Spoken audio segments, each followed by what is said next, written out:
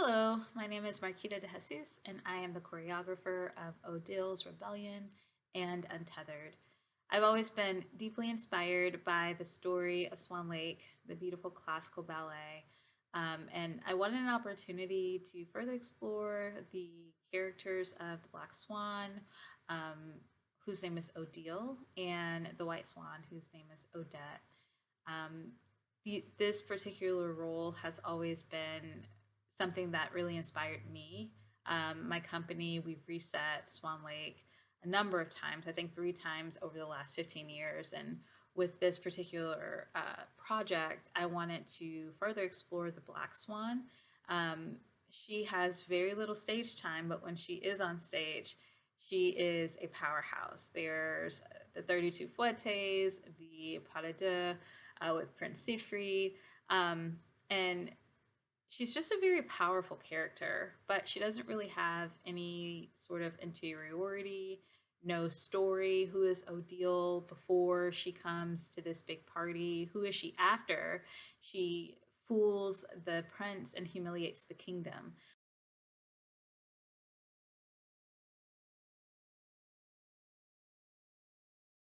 And so I was interested in sort of creating these bridges into understanding the character of Odile differently. I think the current story of Swan Lake, as it's typically performed, paints Odette, the white swan, as being very pure, and Odile, the black swan, is considered evil. Like she's there to thwart the love of Odette and even create harm. But I wanted to reimagine her a little bit differently. What if Odile's motivation has nothing to do with Odette at all? What if her anger is toward the kingdom? What if she's there as a political disruptor and not a villain? And so, with this came an opportunity to reimagine her movement vocabulary. Swan Lake has really beautiful port de bras that occur throughout the narrative that just makes you feel like you're a part of this world. And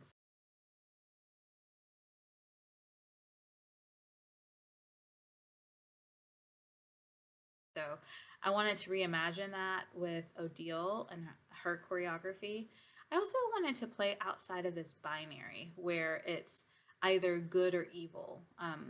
What if there's just another way to view these characters and this kingdom? And so playing with this idea of other, what does it mean to other Odile? What does it mean to other the Black Swan? And put um, that character in a place where, for the first time, we can hear their unique story. And so that's been really fun to play with. It's also allowed me to go deeper into my research around ideas like post colonial theory and Jung's archetypes, which I go deeper into in my essay.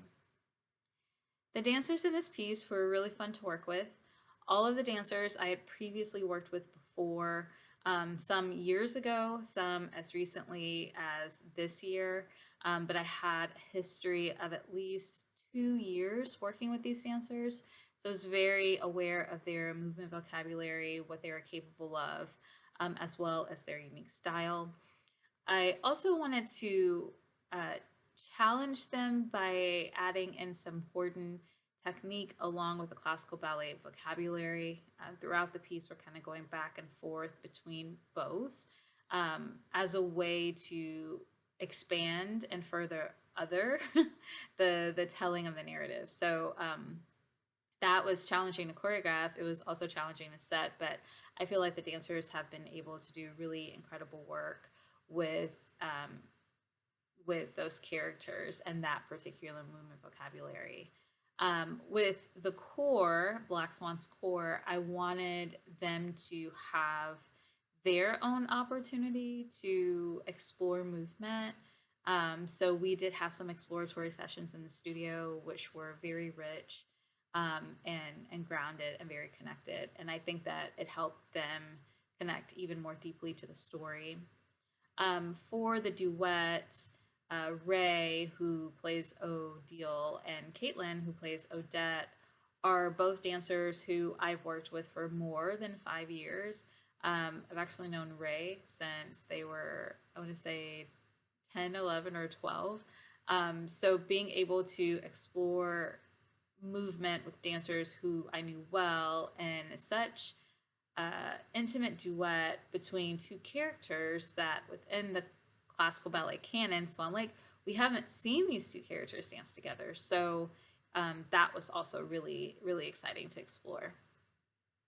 My hope for this piece is that it adds an additional layer onto the story of Swan Lake, and it helps future generations potentially reimagine what classical ballet can be and do. I think oftentimes when we think of classical ballet, it's within this very fixed paradigm, but classical ballet is actually quite generous. I feel that as a genre, it is invitational and it invites individuals from different backgrounds, different places in the world to pick up a story and reimagine that story, whether it's within an ancient context or a contemporary context. I think classical ballet as a rooted genre really does provide a way for scholars, artists, storytellers to reimagine what dance can continue to be and to unpack possibilities that we hadn't imagined yet before. There's a lot of different interpretations of Swan Lake. This is just one of the many, and I hope that there will continue to be many more interpretations to come.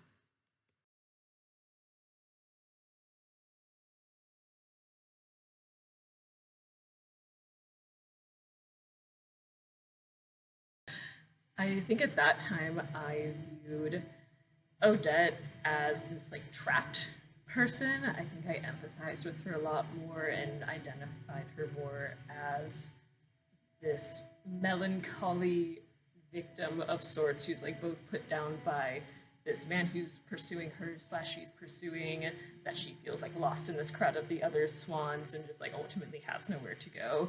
And Odette kind of fell to the ways. Sorry, Odile kind of fell to the wayside for me. I think, as we've talked about in this rehearsal, she kind of just shows up and is really powerful. And I thought that character story is really impressive for the 32 fouettes. And I just thought, oh, that's a cool person. They're really strong. Maybe a bit of thinking that they're the obvious villain and that maybe they have something to do with the demise of the relationship between Odette and Siegfried. But otherwise, I honestly didn't have that many thoughts about Odile. So coming into these rehearsals and taking on that character, it's just been a nice opportunity to give some of that interiority to a character that we don't actually see very much of. I've just spent time thinking, trying to imagine this character like out by the lake or in their own time, like what are they thinking? And it just seems like someone who lacks opportunity, who lacks connection and tends to lack agency, at least in its original form. So I've enjoyed reimagining that and trying to put on the sense of what I felt like when I have taken agency in times where I felt silent or ignored or invisible. I definitely grew up thinking of Swan Lake as just like the traditional, like Odile was the wait, was she the evil one? Yeah. Okay. Definitely as Odile being just the evil and Odette being like the good and pure, and it's just like this black and white contrast, and there's not much else to it. But being in this piece now has been really cool to see just like the character development and the depth that you can add to those characters instead of it just being black and white. Maybe there's some gray areas and there's a little bit of similarity that you might see in both the two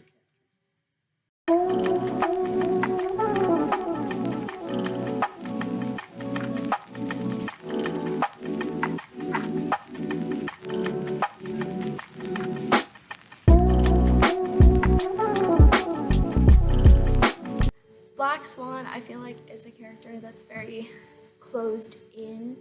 She hasn't found exactly who she is yet.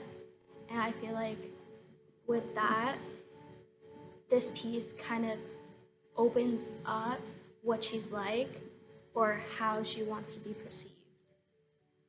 I thought Black Swan was like more of a villain.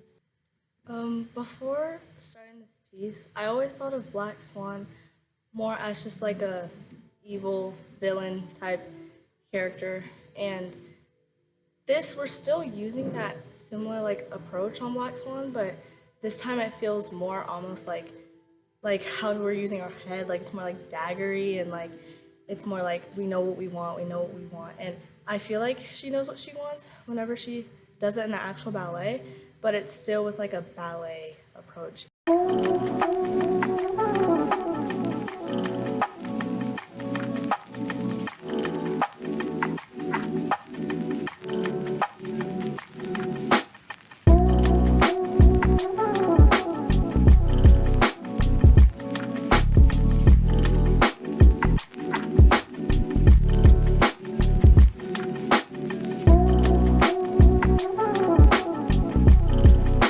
I think it's interesting to talk about classical ballet as a genre, at least in North Texas, because on the one hand, I'm so immersed in contemporary and modern dance, but I'm also in a region where there's a lot of classical and contemporary ballet. There's a lot of companies that do that. But I do think there is still value in reimagining a classical ballet, specifically because so many of the ones we do today were created out of like Western European or Russian culture, and if they're not changed, they currently can, at least on a surface level, reflect a lot of cultural values and ideas that aren't necessarily as up to date with the regions that they're always being performed in. So I think there is still value in looking at these ballets and considering how do we change the aesthetics, how do we change the technique a little, how do we change even just how you're setting the ballet, if you bring in a more devised method or a collaborative method, or just bring in some perspectives of the dancers. We can still take these storylines that have more or less universal themes of love or suffering or loss or family or agency, but then just put them in the aesthetics or the ideas that reflect how we think about people now.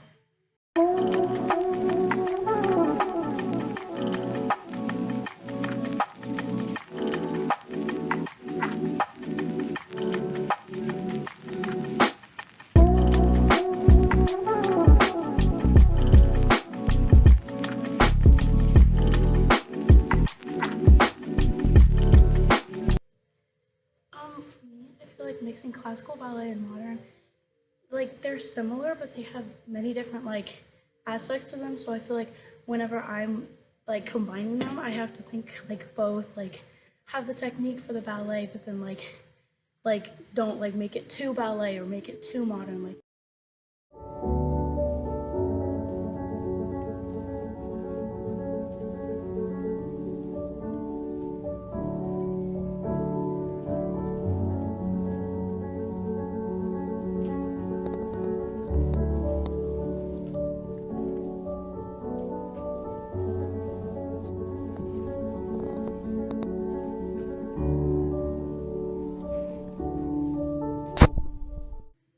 in ballet, like use like having power when you're dancing in ballet can mean like having more power with your arms or having more power with your head. But I feel like right now we're using power in more of like an internal way whenever we're dancing this piece. So whenever we're using power, every step means something instead of every step means something with the story, you know? So we're just like we're using it in more of like an internal way by like showing how we're moving through the space with power, but like every single thing has a meaning instead of every single thing is leading up to the plot of the story of the ballet. So.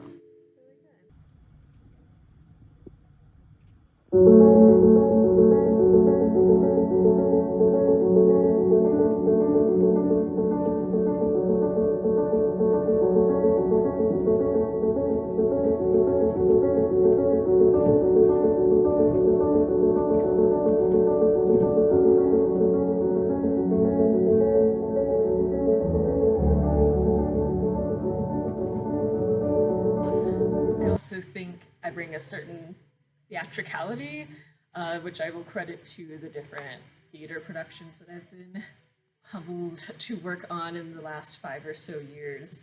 So I feel like there is a lot of the pantomime and the facial expression and the modern technique feels very at home and exciting in my body. And character-wise, I enjoy stepping back several years in my life and thinking about the growth that I've just had as a person and as a young adult. I'm enjoying kind of remembering and reflecting on, again, those times where I felt invisible or small or quiet and how I don't feel that way anymore, and bringing some of that journey and tapping into those moments in the solos and duets for Odile. Music's on.